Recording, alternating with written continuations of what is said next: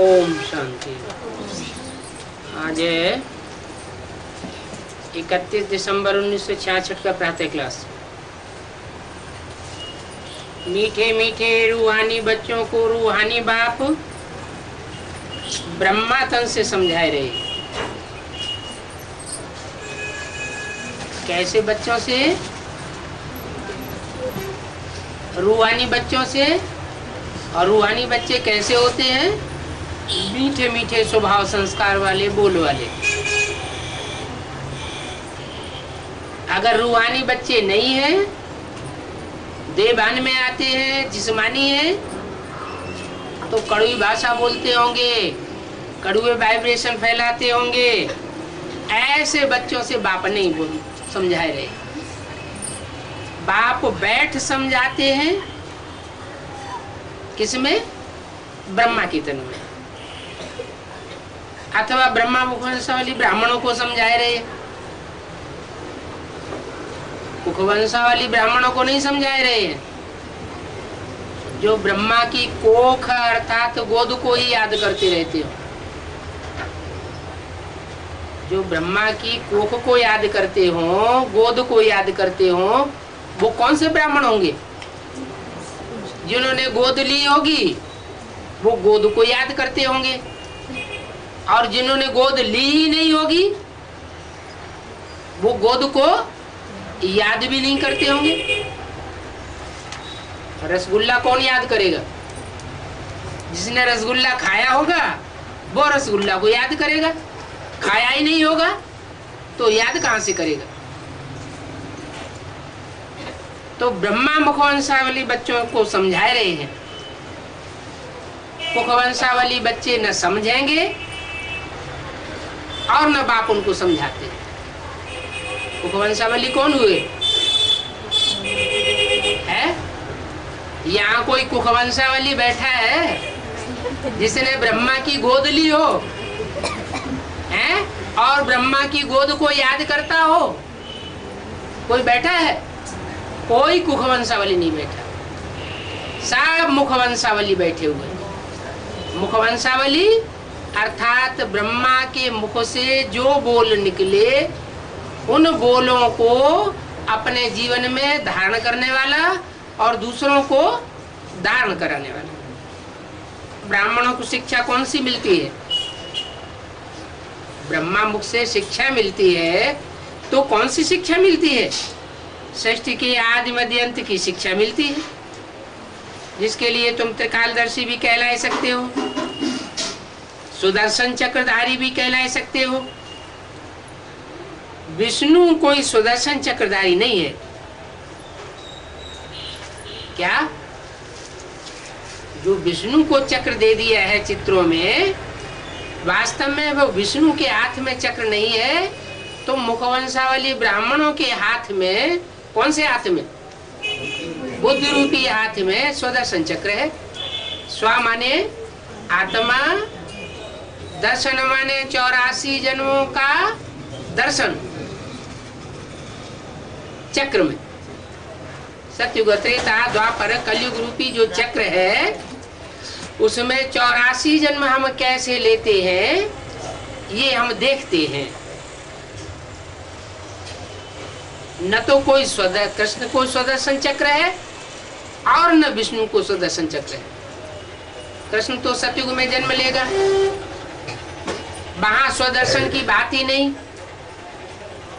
और विष्णु सात्विक देवता, उसको तो नई दुनिया की पालना करनी है, उन्हें सुदर्शन चक्र चलाने से क्या लेना देना? तो तुम ब्राह्मणों की बात है। कृष्ण को तो उन्होंने हिंसा करने के लिए सुदर्शन चक्र दे दिया। किन्होंने? उन देहधारी धर्म गुरुओं ने शास्त्रों में ये दिखाई दिया है कि कृष्ण ने हिंसा की, चक्र घुमाते गए और हिंसा करते गए। वास्तव में हम अपने 84 जन्मों का जितना जितना साक्षात्कार करते जाएंगे उतना उतना हमारे अंदर से आसुरी संस्कार जड़ते जाएंगे। आसुरी संस्कार हमारे अंदर से भी खत्म होंगे और इस दुनिया के अंदर से भी आसुरी संस्कार खत्म होंगे। इसमें कोई हिंसा की बात नहीं है। तुम्हारा एम ऑब्जेक्ट है नर से नारायण और नारी से लक्ष्मी बनने का। तुम्हारे सामने चित्र भी है तो समझ भी सकते हो। अभी हमको फिर से ऐसा दैवी गुण धारण करने वाला देवता बनना है। इन लक्ष्मी नारायण के चित्र में भी लिखना पड़े कि ये दैवी गुण संपन्न थे। ऐसा ही तुम बच्चों को बनना है। सर्वदैवी गुण धारण करने से तुम संपूर्ण बन जाएंगे। सबसे पहले नंबर का ज्ञान है निर्विकारी बनना, सर्वगुण संपन्न बनना है। इन देवताओं में कोई देह अभिमान अथवा काम क्रोध विकार नहीं है। इनको दैवी गुण संपन्न कहा जाता है। अब तुम जानते हो कि हम दैवी घराने वाले जब हार खाते हैं तो ऐसे राक्षसी गुणों वाले बन जाते हैं। हम ही सो फिर देवता थे। फिर हमने 84 जन्म लिए। किसने? हमने 84 जन्म लिए। उन्होंने 84 जन्म नहीं लिए। किन्होंने? उन कुखवंशावली ब्राह्मणों ने 84 जन्म नहीं लिए। ये क्या बात? मुखवंशावली ने 84 जन्म लिए। मुखवंशावली वो जो ब्रह्मा के मुख से निकली हुई बात को माने, ब्रह्मा के मुख से निकली हुई मुरलियों की बातों को जो मानते हैं वो है मुखवंशावली ब्राह्मण। वो 84 जन्म लेने वाले। और जो नहीं मानते हैं मुखवंशावली ब्राह्मण है, ब्रह्मा की गोद को या उनके स्वरूप को याद करते हैं, देह को याद करते हैं, उनके चित्र को याद करते हैं, वो कुखवंशावली ब्राह्मण 84 जन्म लेने वाले पक्के देवता नहीं है। अच्छा चलो कम जन्म लेने वाले हैं तो कम जन्म लेने से क्या अंतर पड़ जाएगा? जिनके पूरे 84 जन्म होंगे, ऑलराउंड पार्ट बजाने वाले होंगे, उनमें और कम जन्म लेने वालों में अंतर क्या पड़ेगा? जो ऑलराउंडर पार्ट बजाने वाले होंगे वो दूसरे धर्म में कन्वर्ट नहीं होते, और जिनके कम जन्म होते हैं, कम कलाएं होती हैं, वो दूसरे धर्मों में द्वापर युग से कन्वर्ट हो जाते हैं।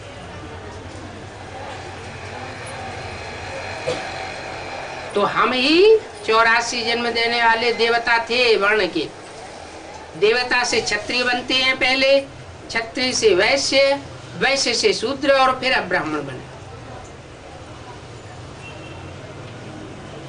अभी हम देवता वंश के बनेंगे। इसलिए दैवी गुण धारण करने हैं, सतो प्रधान बनना है। ये समझना और फिर समझाना बहुत जरूरी है। बुद्धि में ये बात बैठ जानी चाहिए।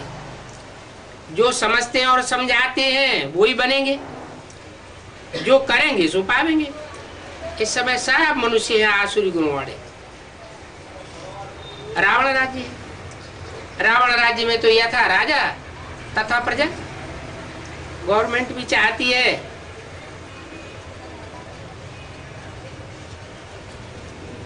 कि सब भ्रष्टाचारी हो जाए, क्योंकि गवर्नमेंट खुद ही भ्रष्टाचारी है, सब पतित है।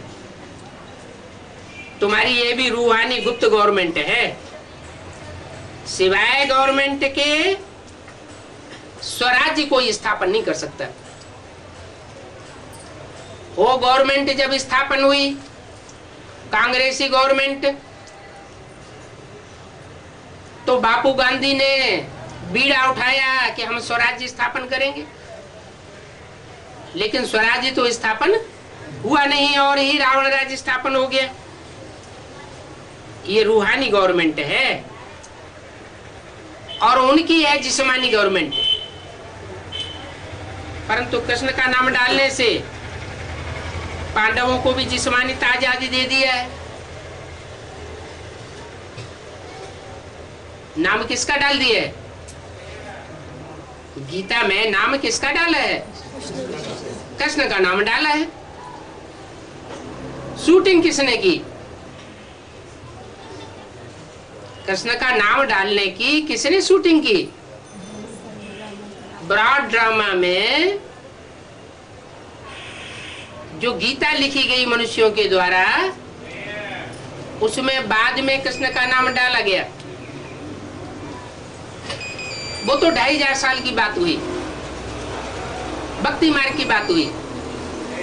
इस समय ब्राह्मणों की संगम की दुनिया में शूटिंग का काम चल रहा है। डायरेक्टर आकर के शूटिंग कराई रहा है, रिहर्सल कराई रहा है। तो यहाँ जो हमारी गीता है, वो गीता कौन सी है? गीता माता। ब्रह्मा हमारी गीता माता। और गीता माता में जो मुख से ज्ञान निकला, वो हमारी सच्ची गीता हुई। उस सच्ची गीता में पहले लिखा होता था, क्या लिखा होता था? शिव बाबा याद है। बाद में जब मम्मा शरीर छोड़ने लगी, हॉस्पिटलाइज हो गई, तो उसमें लिखा गया पिताश्री शिव बाबा याद है। अब पिताश्री तो ब्रह्मा को कहा जाता है। जो पिता श्रेष्ठ बाद में बनने वाला है। अभी तो मनुष्य है दाढ़ी मूछ वाला। जो बाद में श्रेष्ठ बनेगा वो पिताश्री शिव बाबा याद है। माने शिव बाबा कौन हो गया? ब्रह्मा का रूप ही शिव बाबा का रूप हो गया। भले मुख से कहते हैं कि गीता का भगवान कृष्ण नहीं है, लेकिन प्रैक्टिकल में किया क्या? प्रैक्टिकल में साकार में अगर ब्रह्मा कुमार कुमारियों से पूछा जाए कि साकार में गीता का भगवान कौन है, तो वो किसको बताएंगे? दादा लेखराज ब्रह्मा को बताएंगे। अब दादा लेखराज ब्रह्मा तो कृष्ण की सोल। तो बात तो वही हो गई कि कृष्ण का नाम गीता में डाल दिया ना। वास्तव में ये रांग है। यज्ञ के आदि में गीता ज्ञान का बीजारोपण ब्रह्मा बाबा के द्वारा नहीं हुआ था। ब्रह्मा बाबा जैसा नाम है ब्रह्मा, ब्रह्मा माने बड़ी माँ। उस बड़ी माँ ने तो ज्ञान को जीवन में धारण किया। बीजारोपण करने वाला कोई व्यक्ति दूसरा था, जिनके लिए मुरलियों में आया है। ऐसे ऐसे बच्चे थे जो मम्मा बाबा को डायरेक्शन देते थे, ड्रिल कराते थे, टीचर बन करके बैठते थे। आज वो बच्चे यज्ञ में है नहीं। कारण या कारण चले गए। फिर कारण भी बताया क्यों चले गए, क्योंकि उस समय यह इतना ज्ञान विस्तार को पाया हुआ नहीं था।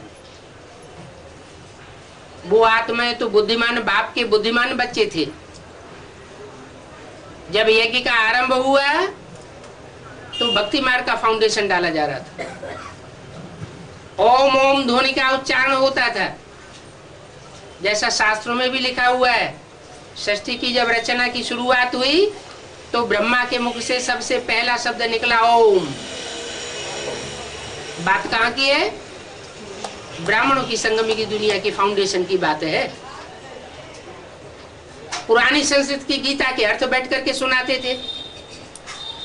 ये भी भक्ति मार्ग की बात हुई, परंतु वो गीता के अर्थ उस समय संपन्न स्टेज को नहीं थे। इसलिए वो बच्चे छोड़ करके चले गए। लेकिन छोड़ के जाएंगे कहाँ? ब्राह्मण जीवन में जो एक बार जन्म लेता है, जो एक बार पढ़ाई पढ़ लेता है, वो पढ़ाई उसकी अविनाशी हो जाती है। भले शरीर छोड़ देवे तो भी दूसरा जन्म लेकर के वो आत्मा फिर वही ज्ञान उठाती है। वो पूर्व जन्म का ज्ञान उसका ऐड हो जाता है। इसलिए मुरली में बोला राम फेल हो गया तो उसको धनुष बाण दे दिया। क्या? ज्ञान के बाण मिल गए और पुरुषार्थ रूपी धनुष मिल गया। जाओ अपना कमाओ और अपना खाओ। किसी के अधीन रहने की दरकार नहीं है। तो क्या अकेली राम वाली आत्मा ही गई या और भी सूर्यवंशी बच्चे थे जो उसके पीछे पीछे गए? यज्ञ के आदि में परमात्मा शिव ने जब प्रवेश किया तो पहले पहले सूर्य को ज्ञान दिया, और सूर्य ने ज्ञान लिया तो सूर्य के बच्चों ने भी लिया। वो सूर्यवंशी बच्चे यज्ञ के आदि में ही चले गए। बचे कौन? ब्रह्मा बचे और ब्रह्मा के जीवन को फॉलो करने वाले बच्चे बचे। ब्रह्मा को कोख को याद करने वाले बच्चे बने, वो बचे। मुरली में तो 20 बार आया है कि ब्रह्मा का चित्र नहीं रखना है, अगर तुम बच्चे ब्रह्मा का चित्र रखेंगे तो पतित हो जाएंगे।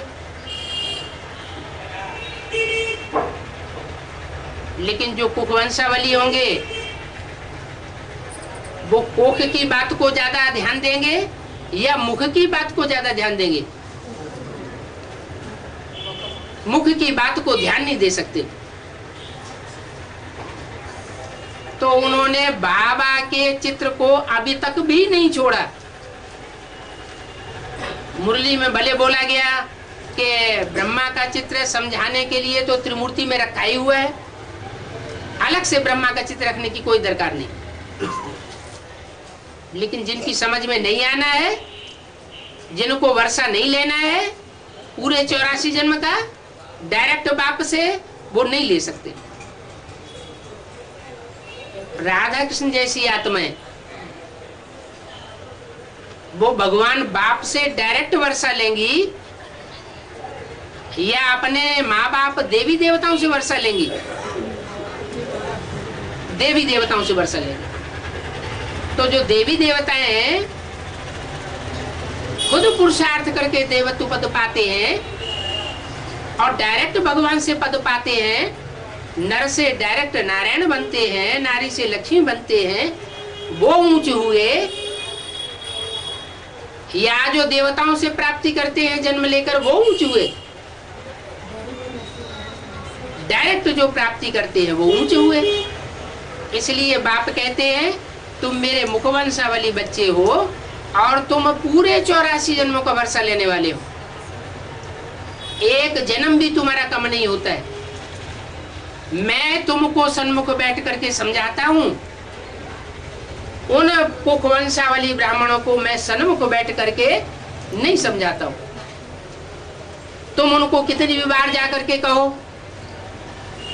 निमंत्रण दे करके आओ कि आकर के सुनो, भगवान आया हुआ है, उनकी बुद्धि में बैठेगा नहीं। क्यों नहीं बैठेगा? क्योंकि वो कन्वर्ट होने वाली आत्माएं हैं।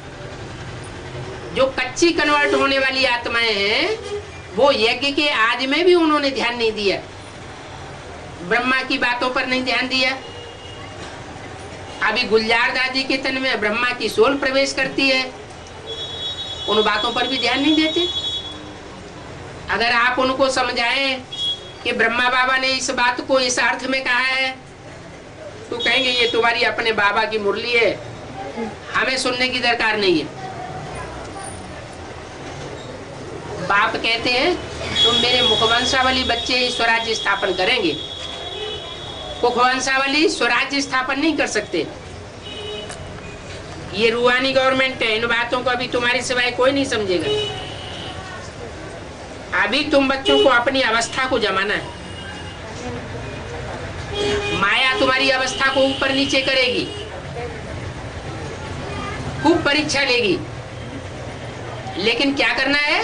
अपनी अवस्था को मजबूत बना करके रखना है। अभी तो संपूर्ण कोई नहीं है। अगर कोई संपूर्ण बन जाए तो फिर ये शरीर रहेगा ही नहीं। आत्मा संपूर्ण बन जाए तो शरीर का भान नहीं रहेगा, और जब शरीर का भान नहीं रहेगा तो आत्मा तो ऊंची स्टेज में उड़ेगी। कर्मातीत अवस्था हो गई, आत्मा प्योर हो गई, तो यहां ऐसे दुनिया में रह न सके। कौन सी दुनिया में? दुख धाम में रह न सके। बाप से हमें काय का वर्षा मिलना है? शांति धाम और सुख धाम का वर्षा मिलना है। मिलेगा तब जब हम आत्मिक स्टेज में टिकने के अभ्यासी हो जाए, देहबान भूल जाए, देह की स्मृति ना आए, देह के संबंधियों की स्मृति ना आए। ज्ञान कौन सा ले रहे हैं? रूहानी ज्ञान ले रहे हैं, रूहानी शिक्षा ले रहे हैं, तो अवस्था भी तो वैसी बनानी पड़े। कैसी अवस्था? जिसमें देह और देह के संबंधों की कोई बदबू ना आती हो। हमारा जीवन ऐसा बन जाए जिसमें हमें देह के संबंधों में बुद्धि को टिकाने की दरकार ही न पड़े। बाप तो आते ही हैं प्योर बनाने के लिए, इतनी प्योर बुद्धि बनाए देते हैं कि तुम्हारी बुद्धि रावण राज्य से बिल्कुल दूर हो जाती है। सतयुग में तो देखो कोई भी पुकारेगा नहीं, इसको भगवान को। द्वापर कलयुग में पुकारते हैं, संगम युग में भगवान जब आते हैं तो अपने आप आते हैं या पुकारने के बाद आते हैं? हैं? अपने आप आते हैं। और तथाकथित ब्राह्मण क्या समझते हैं कि गुलजार दादी में ब्रह्मा की सोल आती है और ब्रह्मा में शिव बाबा आते हैं। तो पुकारने से आते हैं, आवाहन करने से आते हैं, ये अपने आप आते हैं? आवाहन करने से आते हैं। तो आवाहन करने से भूत प्रेत भी आते हैं, आवाहन करने से देवताएं भी आते हैं। आवाहन करना जो होता है वो देह अभिमानियों को आवाहन करना होता है।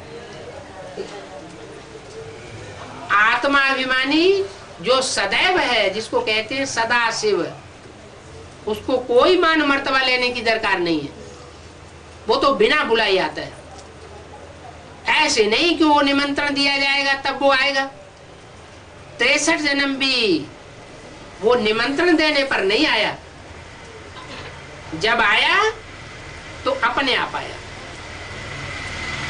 तो बाप जब प्रवेश करते हैं तो कोई को पता नहीं चलता कब आते हैं कब चले जाते हैं। और मनुष्य आत्मा जब प्रवेश करती है तो सबको पता चल जाता है, चेहरा मोहरा बदल जाता है। क्यों बदल जाता है? क्योंकि सूक्ष्म शरीर का दबाव पड़ता है। सुप्रीम सोल तो ज्योति बिंदु, उनको तो सूक्ष्म शरीर भी नहीं तो स्थूल शरीर भी नहीं, तो दबाव किस चीज का पड़ेगा? वो तो हल्की फुल्की आत्मा है, जिस तन में भी प्रवेश करती है उसका नाम ब्रह्मा रखती है और ब्रह्मा के द्वारा वो आकर के बोलते हैं। अब वो चाहे ब्रह्मा माँ के रूप में हो और चाहे वो ब्रह्मा टीचर के रूप में हो। टीचर के रूप में आकर के गीता ज्ञान का क्लैरिफिकेशन देते हैं।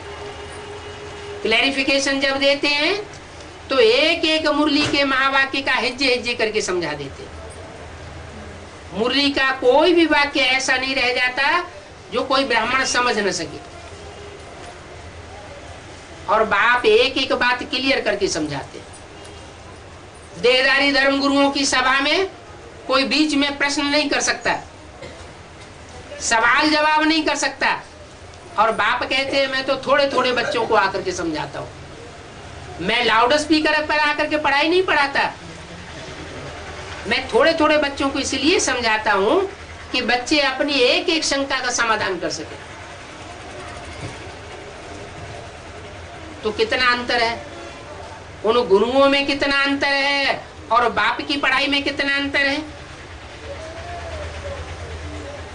ये सब बातें बच्चों के ध्यान में रहनी चाहिए।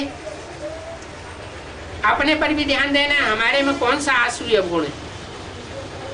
देह अभिमान होने से फिर आसुरी गुण आ जाते हैं। देवताएं भी जब वाम मार्ग में जाते हैं तो आसुरी गुणों में लटक पड़ते हैं। वाम मार्ग माने बाया मार्ग। बाया मार्ग कब से शुरू होता है, कैसे? द्वापर है, इब्राहिम की डाली जो इस्लाम धर्म की डाली है वो पहले निकलती है। वो इस्लाम धर्म की डाली बाईं ओर मुड़ती है।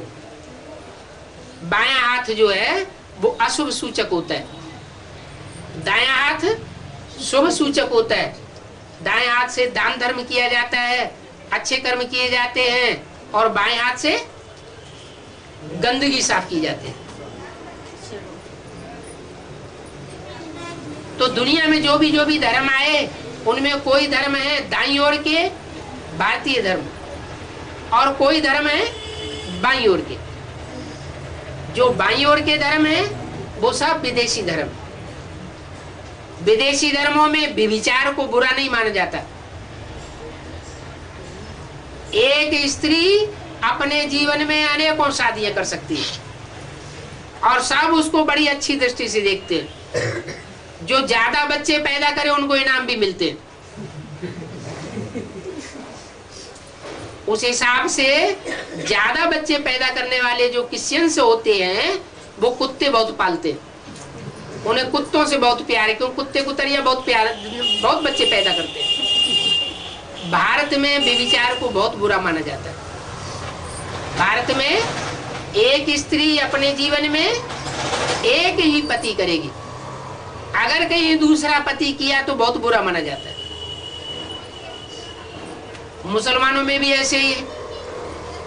मुसलमानों ने तो शुरुआत ही की व्यभिचार की, क्योंकि अगर वो द्वापर युग की शुरुआत में व्यभिचार न करते तो उनकी जनरेशन नहीं बढ़ती।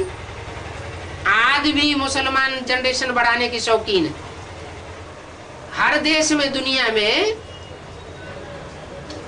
जनसंख्या को बढ़ाने से रोक रहे हैं, और मुसलमान लोग जनसंख्या को बढ़ाने से रोकते नहीं है। वो ज्यादा से ज्यादा बच्चे पैदा करें, ज्यादा से ज्यादा उनकी जनरेशन बढ़े, और ज्यादा से ज्यादा दुनिया में फैलते जाएं और सारी दुनिया के ऊपर कब्जा कर लें। ये उनका लक्ष्य रहता है। भारतवासी आत्माएं ऐसी नहीं रही। बच्चे पैदा करने हैं तो शेर जैसा एक बच्चा अच्छा, या गीदड़ों जैसे सैकड़ों बच्चे पैदा करना अच्छा? एक बच्चा शेरों जैसा होना चाहिए। तो ऐसे ही सतयुग में जो 8 नारायण होते हैं, वो 8 नारायणों की डिनाइस्टी नंबरवार डिनाइस्टी है। पहला नारायण शेर जैसा, दूसरा नारायण टाइगर जैसा, और तीसरा नारायण हाथी जैसा, चौथा नारायण घोड़े जैसा। गति गिरती जाती है, आखिरी नारायण गधेड़े जैसा।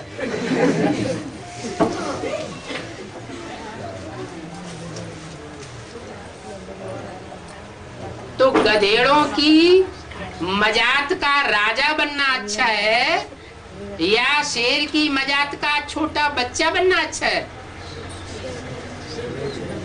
शेर की मजात में कोई छोटा बच्चा बन रहा हो, और गधेड़ों की मजात में कोई राजा बन रहा हो गधेड़ों का, तो क्या बनना अच्छा है? शेरों की मजात का छोटा सा बच्चा भी बन जाए वो ज्यादा अच्छा है। माना पहली जो डायनेस्टी है जो डायरेक्ट बाप शिव से प्राप्ति करती है, वो शेरों की डायनेस्टी हुई। इसलिए अपनी भारतीय परंपरा में शेर को अथवा टाइगर को नेशनल एनिमल माना जाता है।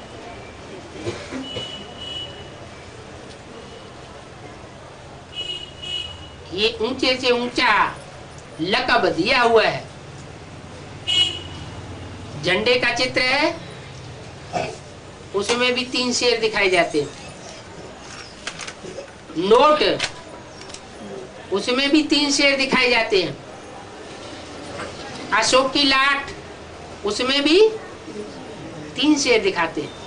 और जो कोर्ट के स्टाम्प होते हैं उसमें भी 3 शेर दिखाए जाते हैं। ये 3 शेर किसकी यादगार है? ब्रह्मा, विष्णु और शंकर की यादगार। ये ऊंचे से ऊंचे तबक्के के देवताएं हैं। जब बाप शिव आते हैं तो उनके साथ साथ ये 3 शेर जैसी आत्माएं भी सृष्टि पर आती है और नंबरवार पार्ट बजाती है। पहले पहले प्रत्यक्ष होने वाली देवमूर्ति ब्रह्मा कही जाती है। जो 3 पुरियां दिखाई गई हैं, ब्रह्मापुरी, विष्णुपुरी, शंकरपुरी, उसमें ब्रह्मा है नीचे तबक्के का, साकार सृष्टि के नजदीक है, दुखधाम की सृष्टि के नजदीक है या सुखधाम की सृष्टि के नजदीक है? दुखधाम की सृष्टि के नजदीक है ब्रह्मा, और शांति धाम की सृष्टि के नजदीक कौन है? शंकर। और दोनों के बीच में बैलेंस बनाए हुए है विष्णु। न दुखधाम में और न शांति धाम में, वो रहता है सुखधाम में। तो 3 मूर्तियां हैं 3 धाम क्रिएट करने वाली। क्या? इसलिए शिव बाबा ने ब्रह्मा की मूर्ति को याद करने के लिए मना किया था। इसलिए मना किया था कि अगर ब्रह्मा की मूर्ति को याद करेंगे तो जैसे को याद करेंगे तो अंतमते तो गते बन जाएगी, नीचे गिर पड़ेंगे। इस राज को जो देह अभिमानी थे, जिन्होंने देह को प्यार किया, ब्रह्मा की देह को याद करना भूल न सके, उन्होंने नहीं समझ सके। और तुम बच्चों ने समझ लिया। क्यों समझ लिया? क्योंकि तुमने ब्रह्मा से साकार में पालना नहीं ली। जिन्होंने साकार में पालना ली वो ब्रह्मा की देह में फंस गए, और जिन्होंने पालना नहीं ली वो ब्रह्मा की देह में फंसे भी नहीं और मुरलियों को ग्रास्प किया, मुरलियों को पकड़ा। मुरलियां सुनाने वाली आत्मा ब्रह्मा की सोल है या निराकार शिव की सोल है? निराकार शिव ने आकर के ज्ञान सुनाया ना। वो ज्ञान की प्रॉपर्टी ब्रह्मा की नहीं है। वो मनुष्य गुरु समझते हैं, वो ब्राह्मण समझते हैं कि गीता का ज्ञानदाता साकार में दादा लेखराज ब्रह्मा था, लेकिन ये गलत बात है। ब्रह्मा को भी अपने साक्षात्कारों का ज्ञान यज्ञ के आदि में किसी और व्यक्ति ने दिया था।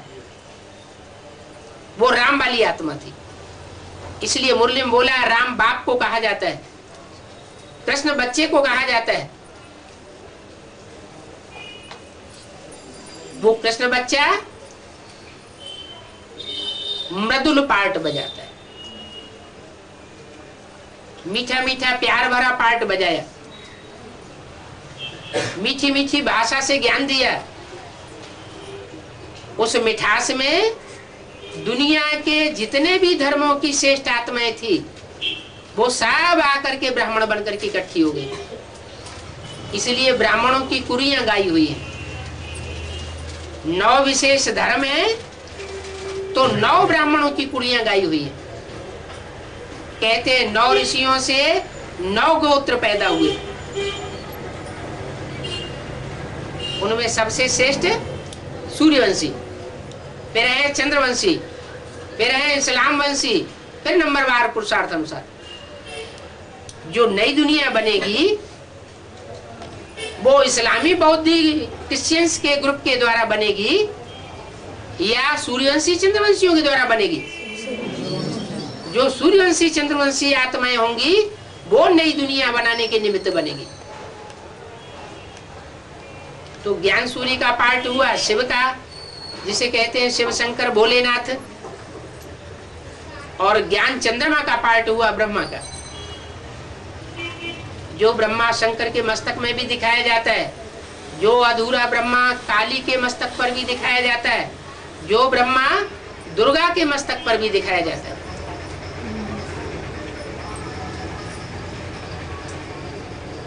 अधूरा ब्रह्मा है। उस अधूरे ब्रह्मा के स्वरूप को मुसलमान आत्माएं बहुत मानती है। उनके झंडे के चित्र में भी दूज का चांद दिखाया जाता है। अधूरे चांद को मानती है, संपूर्ण चांद को नहीं मानती। क्यों? क्योंकि जब ब्रह्मा की सोल संपूर्ण बनेगी तो वो क्या बन जाएगी? सूर्यवंशी बन जाएगी। ब्रह्मा की सोल भी बाप समान सूर्यवंशी बन जाएगी। अधूरा चंद्रमा है तो विदेशियों को और विधर्मियों को बहुत प्रिय है, क्योंकि उसमें लूजनेस होती है। और संपूर्ण चंद्रमा है तो वो लूजनेस खत्म हो जाती है। जो आतताई बच्चे होते हैं वो माँ की कमजोरी का लाभ उठाते हैं और बाप से दूर भागते हैं। जो बाप के पावरफुल औरस बच्चे होते हैं वो बाप के नजदीक आते हैं, क्योंकि सच्चे बच्चे हैं। जो सच्चा होता है वो अपने जीवन में नाचता रहता है, उसे किसी से नजर झुकाने की या नजर बचाने की दरकार नहीं रहती। तो ऐसे श्रेष्ठ बच्चे, सूर्यवंशी बच्चे, वो तुम बच्चे हो जो पूरी पढ़ाई पढ़ते हो और पढ़ करके नई दुनिया की स्थापना के निमित्त बनते हो। लक्ष्मी नारायण के चित्र में इतनी नॉलेज नहीं है जितनी त्रिमूर्ति के चित्र में। क्यों? त्रिमूर्ति के चित्र में तीनों धाम की नॉलेज आ जाती है। सुख धाम की भी नॉलेज है, दुख धाम की भी नॉलेज है और शांति धाम की भी नॉलेज। दुख धाम का चित्रण दिया गया है ब्रह्मा के रूप में, सुख धाम का चित्रण दिया गया है विष्णु के रूप में, और शांति धाम का चित्रण दिया गया है शांति देवा शिव शंकर भोलेनाथ के रूप। तो त्रिमूर्ति गोला मुख्य है, इनमें बड़ी अच्छी अच्छी नॉलेज है। लक्ष्मी नारायण के चित्र में इतनी नॉलेज नहीं है जितनी त्रिमूर्ति गोले में। हाँ, इसमें भी ऊपर में त्रिमूर्ति दिया गया है। शिव बाबा ब्रह्मा द्वारा नर से नारायण बनाने की नॉलेज देते, सारे चक्र की नॉलेज इनके पास है। अब गवर्नमेंट समझती है कि प्रजा कम हो, बर्थ कंट्रोल करते रहते हैं, परंतु ये प्रजा तो कम नहीं होनी है।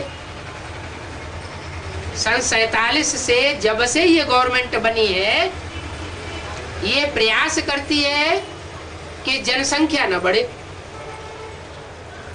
बर्थ कंट्रोल करते ही रहते हैं, हॉस्पिटलों में करते रहते हैं, शिविर लगा के करते रहते हैं, लेकिन जनसंख्या बढ़ती जा रही है या घटती जा रही है? पहले इतनी जनसंख्या नहीं बढ़ती थी। जब अंग्रेज गवर्नमेंट का राज्य था और जब भारतीय गवर्नमेंट का राज्य आया तो जनसंख्या पहले थी 40 करोड़ सन 47 में, और अब हो गई 80, दुगुनी, 2.5 गुनी से भी ऊपर, 100 करोड़ से ऊपर भारत की आबादी हो गई। तो नर चाहत कछ और है और होवत है कछ और। जो चाहते हैं वो नहीं होता है। ड्रामा बना बनाया है, मनुष्य के करने से स्वर्ग नहीं बन सकता। ये दुनिया जो इतनी फैल चुकी है उस बड़ी दुनिया को नष्ट करने के लिए परमात्मा का प्लान ही सफल हो सकता है। और वो प्लान तो तभी बन चुका था जब गांधी जी ने आवाज लगाई थी, हे पतित पावन आओ।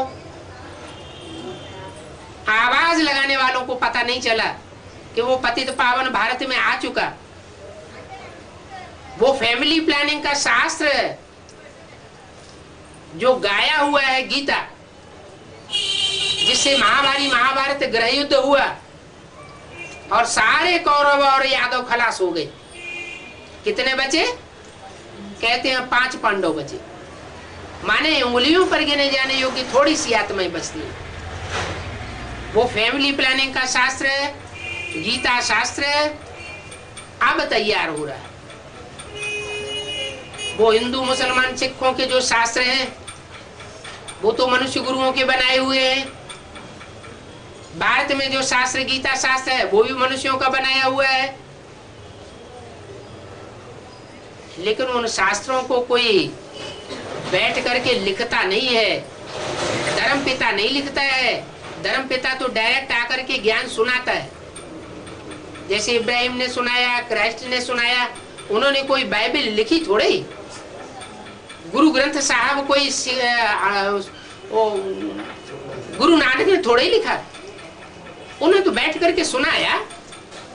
ऐसे ही भगवान भी जब इस सृष्टि पर आते हैं तो वो तो डायरेक्ट मुख से सुनाते हैं, वो बैठ करके लिखते नहीं हैं, न लिखी लिखाई गीता का एक्सप्लेन करते हैं। तो उन्होंने आकर के जो बोला, जो सच्चाई बोली, उस सच्चाई से सत्युग स्थापन होता है। अभी बाप कहते हैं मैं देता हूं तुम बच्चों को फैमिली प्लानिंग का शास्त्र गीता।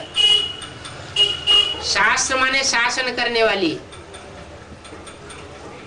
सबसे श्रेष्ठ से श्रेष्ठ ज्ञान मैं तुमको देता हूं, जिससे आसुरी दुनिया का विनाश होगा और दैवी दुनिया की स्थापना होगी।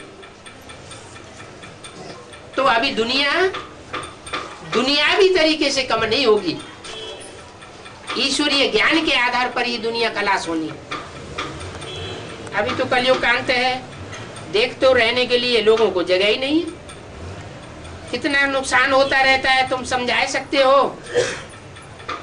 इसी भारत में लक्ष्मी नारायण का राज्य था। जब लक्ष्मी नारायण का राज्य था तो प्रजा कितनी थोड़ी थी, और अभी लक्ष्मी नारायण का राज्य नहीं है। किसका राज्य है? प्रजा के ऊपर प्रजा का राज्य। बाप कहते हैं ये प्रजा का ऊपर प्रजा का राज्य बेकायदे राज्य। इस बेकायदे राज्य में कोई सुखी नहीं हो सकता। मैं आता हूं तो राजाओं का राज्य स्थापन करता हूं। इन राजाओं को राजा बनाने की कला और किसी के पास नहीं। मैं ही आकर के ऐसा ज्ञान देता हूं राजयोग का, जो राजयोग सीख करके तुम बच्चे राजा बनते हो और अनेक जन्मों के लिए राजा बनते हो। वो डॉक्टर बनते हैं एक जन्म के लिए, कितनी पढ़ाई पढ़ते हैं, वकालत पढ़ते हैं, इंजीनियर बनते हैं, कितनी मेहनत करते हैं, और पढ़ाई पढ़ने के बाद भी कोई पक्का नहीं है कि कोई इंजीनियर बन ही जाए, डॉक्टर बन ही जाए, वकील या जज बन ही जाए। लेकिन इस पढ़ाई में पक्की बात है कि अगर तुम जैसे मैं पढ़ाई पढ़ाता हूँ वैसे ही अगर रेगुलर और पंक्चुअल बन करके ये पढ़ाई पढ़ते रहोगे तो मैं गारंटी करता हूँ कि तुम राजपद जरूर पाओगे। ये राजाई की पढ़ाई और कोई नहीं पढ़ा सकता सिवाय परमपिता परमात्मा की, और अनेक जन्मों के लिए देता है। इतने दुनिया में हिस्ट्री में छोटे बड़े राजाएं हुए, इन राजाओं को राजाई करना किसने सिखाया? कोई कॉलेज खोला था? मनुष्य गुरुओं ने कोई कॉलेज खोला राजा बनाने के लिए? नहीं।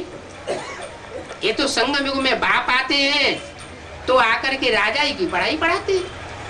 ये राजयोग है। इस राजयोग में ये राज भरा हुआ है कि तुम अपनी इंद्रियों के ऊपर कैसे राजाई कर सकते हो। अपनी इंद्रियों को जितना कंट्रोल करेंगे उतना जन्म जन्मांतर के लिए तुम बड़े राजा बनेंगे। यह प्रैक्टिकल जीवन में अपने को देख सकते हो। सुबह से लेकर के शाम तक अपने को चेक करना है कि हमारी इंद्रियां कितना हमारे अपने कंट्रोल में रही। अगर कंट्रोल में है तो बाप भी खुश होंगे। अभी तुम बच्चों को पुरुषार्थ करना है क्या? स्व की इंद्रियों को कंट्रोल करने का पुरुषार्थ करना है और दूसरों को कराना है, और उनको समझाना है। लक्ष्मी नारायण के चित्र के नीचे राधा कृष्ण को दिखाया गया। क्यों दिखाया गया नीचे? राधा कृष्ण के चित्र को लक्ष्मी नारायण के ऊपर क्यों नहीं दिखाया गया है? हैं? राधा कृष्ण को लक्ष्मी नारायण के चित्र के नीचे इसलिए दिखाया गया है कि रचयिता हमेशा ऊपर होता है और रचना नीचे होती है। रचना कम पावर वाली होती है और रचयिता ज्यादा पावर वाला होता है। इसलिए लक्ष्मी नारायण को ऊपर दिखाया है और राधा कृष्ण को नीचे बच्चे के रूप में दिखाया गया। इतनी सी बात भी वो तथाकथित मुखवंशावली ब्राह्मण नहीं समझ सकते। उनकी बुद्धि में ये बात आती नहीं है। क्या वो उल्टा समझते हैं और समझाते हैं। वो समझाते हैं कि राधा कृष्ण जब बड़े हुए तो ये लक्ष्मी नारायण बन गए। अरे हमें बाबा ने लक्ष्य क्या दिया है?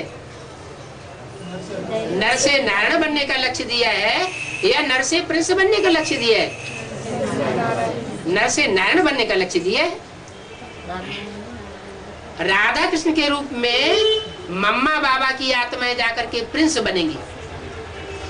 पहले प्रिंस के रूप में जन्म लेंगी और बड़े होकर के फिर अपने माँ बाप का टाइटल अपने माँ बाप से लेंगी, शिव बाबा से नहीं लेंगी। और हम इसी नर जीवन में पुरुषार्थ करके अपनी इंद्रियों को कंट्रोल करके इसी जीवन में इसी विश्व में राजाई करने के हकदार बने। सारा विश्व हमारे कंट्रोल में होगा। ऐसे तो सारी दुनिया में एक भी मनुष्य ऐसा हिस्ट्री में नहीं हुआ जिसने सारी दुनिया के ऊपर राज्य किया हो। भले हिटलर, मुसोलिनी, नेपोलियन, इनका नाम गाया हुआ है कि ये बड़े महत्वाकांक्षी थे और उन्होंने आक्रमण करके कोशिश की कि सारी दुनिया को कंट्रोल कर ले, लेकिन बाहुबल के आधार पर कोई भी विश्व का मालिक नहीं बन सकता। ये तो परमात्मा बाप ही आकर के ऐसी पढ़ाई पढ़ाते हैं जिससे हम अहिंसा के आधार पर सारी दुनिया के ऊपर विश्व की बादशाही प्राप्त कर सकते हैं। हमें कोई भी हिंसा का आधार लेने की जरूरत नहीं है। मनसा हिंसा भी नहीं करनी है, वाचा से भी हिंसा नहीं करनी है और कर्मेंद्रियों से भी कोई प्रकार की हिंसा नहीं करनी है। तो अभी तुमको दैवी गुण धारण करने हैं, टाइम तो लगता है। एक तो ऐसी दुनिया का दिल से पूरा संन्यास करना है जो दुखदायी दुनिया है, रावण संप्रदाय की दुनिया है। रावण कहा जाता है रुलाने वाले को और राम कहा जाता है रमण कराने वाले को, खिलाने वाले को, सुख देने वाले को।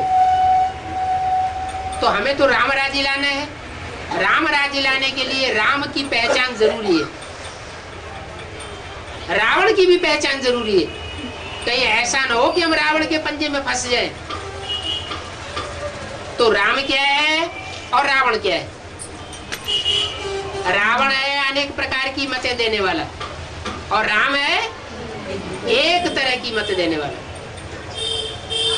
कोई कोई दुकान ऐसी होती है तो उस पे लिखा होता है एकदम, और कोई कोई दुकानदार ऐसे होते हैं कि 10 बार चीज का दाम बदलेंगे। एक मुख से अभी एक दाम बोलेंगे, एक घड़ी दूसरी घड़ी दूसरा दाम बोल देंगे, तीसरी घड़ी में तीसरा दाम बोल देंगे। उनका दाम बदलता रहता है क्योंकि झूठे हैं। जो सच्चा होता है उसे बार बार बात बदलने की दरकार नहीं होती। कहते हैं ये तो दुमुहा है। दुमुहा माने दो मुंह से बात करने वाला है। इसलिए चित्र बनाए हुए हैं। रावण का चित्र 10 मुखों का बनाया हुआ है और ब्रह्मा का चित्र 5 मुखों का, 4 मुखों का बनाया हुआ है। और कार्तिकेय का मुख 6 मुख वाला बनाया हुआ। कहते हैं शंकर को 2 बच्चे थे। एक ज्ञानी तू आत्मा बच्चा था गणेश, और दूसरा बच्चा था कार्तिकेय। कार्तिकेय को जो 6 मुख दिखाए गए हैं वो वास्तव में 6 बाद वाले जो धर्म आते हैं, विधर्मी और विदेशी, उन 6 मुखों की बातें करता है। इस्लाम धर्म, बौद्ध धर्म, क्रिश्चियन धर्म, सन्यास, मुस्लिम और सिख धर्म। ये 6 धर्मों के लिए 6 मुख की बातें करता है। कभी किसी को सपोर्ट करके बोलेगा, कभी किसी को सपोर्ट करके बोलेगा, इसलिए उसको 6 मुख दिखाए गए। नाम क्या रख दिया है? कार्तिक। क्या करे? तिक तिक बहुत करता है। तो तिक तिक करने से कभी स्वर्ग स्थापन नहीं हो सकता। बाप आते हैं, बताते हैं, बच्चे अब मैं जो बताता हूं तुमको वही तुम दूसरों को बताओ। उसमें अपनी मनमत मिक्स करके सुनाने की बात नहीं है। मनमत से या मनुष्यों की मत से रावण राज्य बनता है और मेरी मत पर चलने से राम राज्य बनेगा। तुम खुद राम राज्य स्थापन नहीं करते हो, सी मत पर तुम राम राज्य स्थापन करते हो। तो ऐसी दुखदाई दुनिया का पूरा संन्यास करना है। बुद्धि भी कहती है कि अब ये पुरानी दुनिया है, तामसी दुनिया है, अभी हम अपने घर जाते हैं। हमारा बाबा आया हुआ है, सारा दिन बाबा याद पड़ना चाहिए। क्या सारा दिन बाबा को याद करें? फिर पेट पूजा कैसे करें? हैं? पेट पूजा करने की दरकार है या नहीं है? है? बाप तो कहते हैं कि मेरे बच्चे भूख में नहीं मर सकते, फिर पेट पूजा की हमको क्या दरकार है? कहते हैं कि नहीं कहते हैं? बाप कहते हैं मेरे बच्चे भूख नहीं मर सकते। सर्वसेवल बच्चे कब भूख मर न सके? जो ईश्वरीय सेवा में नहीं लगे हुए होंगे वो भूख मर सकते हैं। क्यों? क्योंकि बता दिया है आगे चल करके सब धंधों में नुकसान होने वाला है। सब धंधों में है नुकसान सिवाय एक ईश्वरीय धंधे के। ईश्वरीय धंधा ऐसा बढ़ेगा दुनिया में कि जिसमें पैसे की भरमार हो जाएगी। सारी दुनिया का सोना चांदी तुम्हारे चरणों में आकर के गिरेगा। तो कौन सा धंधा करना चाहिए? फिर और करते कौन सा है? अभी भी भारत के अंदर देख लो चाहे दूसरे देशों में, जो भी कल कारखाने हैं पुराने पुराने चलने वाले वो सब बंद होते जा रहे हैं।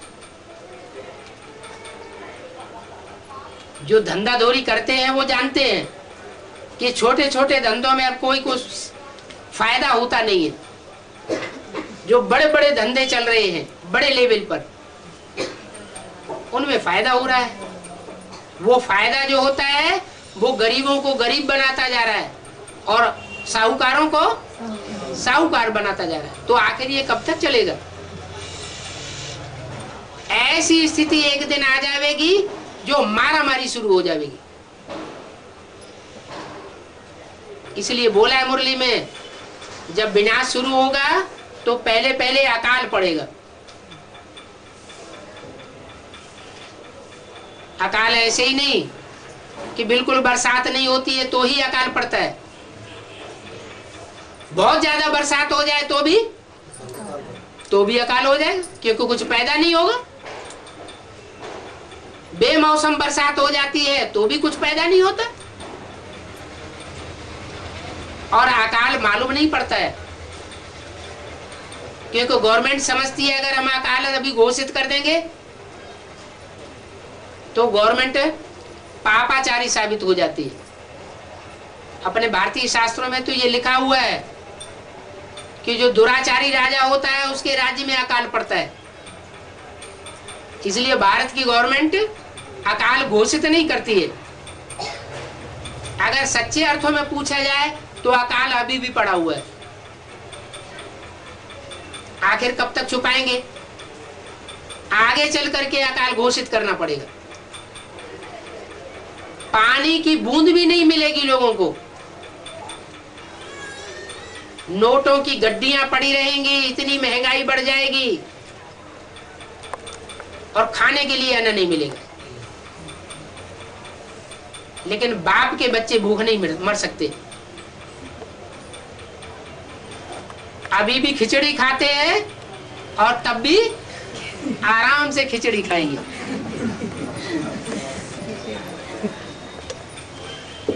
दुनिया के जो झूठे झूठे धंधे हैं, झूठे झूठे धर्म संप्रदाय फैले हुए हैं, उनमें पैसे की कमी नहीं पड़ती कभी भी। तो शिव बाबा आकर के तो सच्चाई का धंधा करता है, सत्य ज्ञान सुनाता है, सत्यों की स्थापना करता है। उसमें पैसे की कमी पड़ने की कोई बात नहीं हो सकती। तो बाबा आया हुआ है, तुम बच्चों को सारा दिन बाबा बाबा याद आने चाहिए। अभी यहाँ दैवी गुण धारण करने हैं, इस समय तुम ये धारण करेंगे तो फिर वो संस्कार साथ जाएंगे। जैसे बाबा मिलिट्री के लिए समझाते हैं कि वो मिलिट्री वाले संस्कार ले जाते हैं, यहाँ लड़ाई में मरते हैं तो वहां भी जाकर के जन्म लेते हैं और फिर मिलिट्री में भर्ती हो जाते हैं। उनके संस्कार ही ऐसे पड़ जाते हैं कि उन्हें लड़ाई लड़नी ही लड़नी है। तुम्हारी भी रूहानी मिलिट्री है, तुम कोई हिंसक युद्ध नहीं लड़ते हो, तुम्हारा रूहानी युद्ध है। रूहानी युद्ध रूह की पावर से लड़ा जाता है, देह की कर्मेंद्रियों से नहीं लड़ा जाता। देह और रूह ये दोनों अलग अलग चीजें। रूह सूक्ष्म है और देह स्थूल है। देह 5 तत्वों की चीज है और रूह मन बुद्धि और संस्कार का समुच्चय है। और रूह को पहचान देने वाला रूहानी बाप है। वो रूहानी बाप आकर के हमको बता रहा है कि बच्चे सुबह उठो तो सबसे पहले क्या याद आना चाहिए? अपनी आत्मा याद आए। ये आत्मा का फाउंडेशन सवेरे सवेरे अमृत वेले अगर पक्का डाल लेंगे तो सारा दिन आत्मा की और परमात्मा की याद सहज होती जाएगी। स्वस्थिति बनावेंगे तो परिस्थिति से दूर रहेंगे। परिचिंतन होता है उससे दूर रहेंगे, परेशानी से दूर रहेंगे। कहते भी है हम बहुत परेशान हैं, इसका मतलब आत्मा की स्थिति की शान में नहीं है। अगर आत्मिक स्थिति की शान में रहे तो सारी परेशानियां हल्की हल्की दिखाई पड़ती है। जैसे कोई हवाई जहाज में ऊपर चला जाता है तो नीचे की चीजें छोटी छोटी दिखाई पड़ती है। ऐसे ही अगर रूहानी स्टेज बना ली जाए, आत्मिक स्टेज बना ली जाए तो इस दुनिया की बड़े से बड़ी परेशानी बहुत छोटी छोटी हल्की हल्की दिखाई पड़ेगी। तो अभी बाप आए हैं हल्का बनाने के लिए, वो खुद भी हल्का फुल्का है और हमको भी आकर के हल्का फुल्का बनाता है। वो सन्यासी होते हैं, सन्यास करते हैं घर-घर का, जंगल में चले जाते हैं। जंगल में चले जाते हैं फिर भी खाते क्या है? कहां से आता है उनके पास खाना है? भगवान उनको खाना दे देते हैं या कोई लाते हैं उनके पास खाना बना करके है? गृहस्थी लोग शहरों से गांव से खाना बनाकर उनके पास ले जाते हैं। तो गृहस्थियों का खाना खाएंगे, अन्न खाएंगे तो मन कैसा बनेगा है? घरगस्थ की जो कीचड़ पट्टी की दुनिया से आया बना हुआ अन्न है वो उनकी बुद्धि को खराब करेगा कि नहीं करेगा? तो उनको जन्म कहाँ मिलता है? गृहस्थियों के पास जन्म लेना पड़ता है। माना सिर्फ घर बार छोड़ देने से काम नहीं चलेगा। संग दोष और अन्न दोष ये दोनों त्यागने पड़े। संग दोष कैसे त्यागे? हम बुद्धि से एक बाप का संग करें, इस दुनिया में सब झूठे हैं। झूठों को याद करेंगे तो झूठे बनेंगे, एक सत्य बाप को याद करेंगे तो सच्चे बनेंगे। संग दोष टूटता जाएगा। और अन्न दोष, अन्न दोष के लिए जितना हो सके, जो ज्ञान में चलने वाली आत्माएं हैं उनका भी कोई ठिकाना नहीं, क्योंकि हम किसी के साथ साथ पीछे पीछे नहीं फिरते हैं कि कौन कैसा पुरुषार्थी है। हाँ, अपने घर परिवार में तो हम 24 घंटे देखते हैं, साथ में रहते हैं, तो अगर उनकी धारणा अच्छी है तो उनके हाथ का बना हुआ भोजन ले सकते हैं। धारणा अच्छी नहीं है तो भोजन बनाने में आजकल देर नहीं लगती। कुकर निकला है, 10 मिनट में भोजन तैयार कर देता है। उसमें दाल डालो, चावल डालो, आलू डालो, 10 मिनट में तैयार हो जाता है। तो भोजन की कोई ऐसी समस्या नहीं है। कोई कहते हैं कि हमें भोजन बनाना नहीं आता। अरे, मनुष्य क्या नहीं कर सकता है? मनुष्य दुनिया के सारे काम करता है, तो भोजन बनाना नहीं सीख सकता है? बहानेबाजियां कर लेते हैं। कोई कहते हैं हमें 10-15 दिन के लिए बाहर जाना पड़ता है, 5-5 दिन हमें बाहर रहना पड़ता है। बाप कहते हैं कि तुम डबल रेटी और दूध से भी काम चला सकते हो, फलों पर भी काम चला सकते हो। कोई आत्मा हिर जाए तो कच्ची सब्जी पर भी काम चला सकती है। जितना कायदा उतना फायदा। अभी तो बहुत थोड़ा समय रह गया है। अभी अगर ध्यान नहीं दिया तो हमेशा के लिए फिर संस्कार पक्के हो जाएंगे, जन्म जन्मांतर के संस्कार पक्के हो जाएंगे, अन्न दोष और संग दोष के। फिर नीचे गिरते रहेंगे। द्वापर युग से नीचे गिरना शुरू होता है, संघ के रंग में आना शुरू होता है। दूसरे धर्मों के धर्म पिताओं के संग में आते हैं, उनके फॉलोअर्स के संग में आते हैं। हिंदू ही कन्वर्ट होकर के दूसरे धर्मों में जाते हैं। तो ऐसा ना हो कि हम भी कन्वर्ट होने वाली आत्माएं बनते रहे, कभी मुसलमान बने, कभी क्रिश्चियन बने, कभी सिख बने, कभी ईसाई बने। नहीं, अपने धर्म में रहना अच्छा और दूसरे धर्म में रहना अच्छा नहीं है। स्वधर्मे निधर्म से परधर्मो भयावह। अपने धर्म जो है सुखदायी होता है। अपना धर्म वो है जो परमात्मा बाप आकर के स्थापन करते हैं, और पराये धर्म वो है जो मनुष्य गुरु आकर के स्थापन करते हैं। ओम शांति।